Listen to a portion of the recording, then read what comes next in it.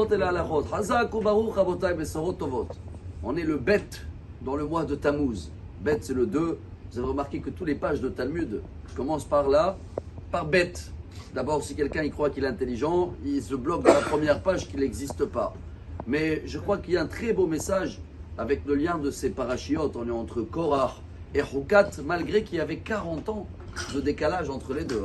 Korach, ça s'est passé au début, tout de suite après la faute des explorateurs, donc au début du trajet du désert. Et quand on passe à Hukat, il y a déjà l'histoire que Moshe il devait parler au rocher, et il a frappé le rocher, et à cause de ça, il n'est pas rentré en Israël tout de suite après.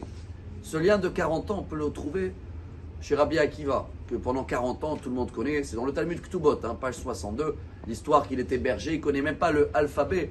Mais qu'est-ce qu'il a fait convaincre qu'on peut étudier?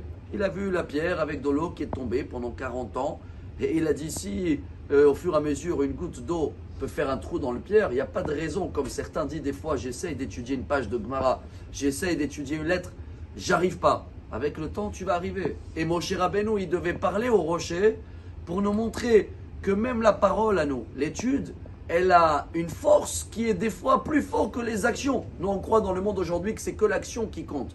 La parole, l'étude, les prières, ils ont une force énorme. Dieu, il voulait que Moshe prouve au peuple d'Israël la force de la parole, mais Moshe, pour plusieurs raisons, il a frappé le rocher. Le grand message qu'on peut apprendre aujourd'hui, justement lié à les pages de Gemara, le Daf Yomi, il a été instauré par Rabbi Meir Shapira de Lublin. Il y a exactement 100 ans, c'était 1923. La date exacte, c'était le 21 août.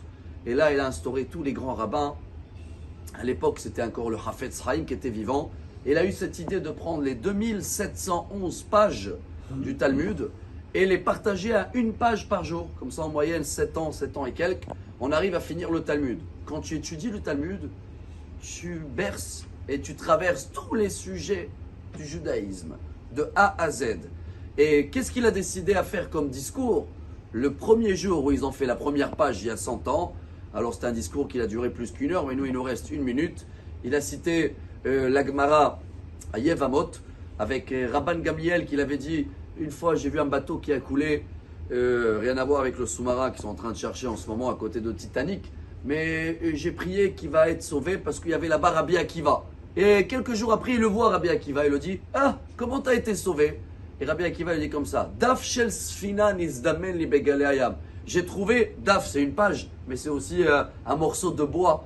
J'ai attrapé un morceau de bois du bateau, et chaque vague j'ai baissé ma tête, et voilà j'ai été sauvé.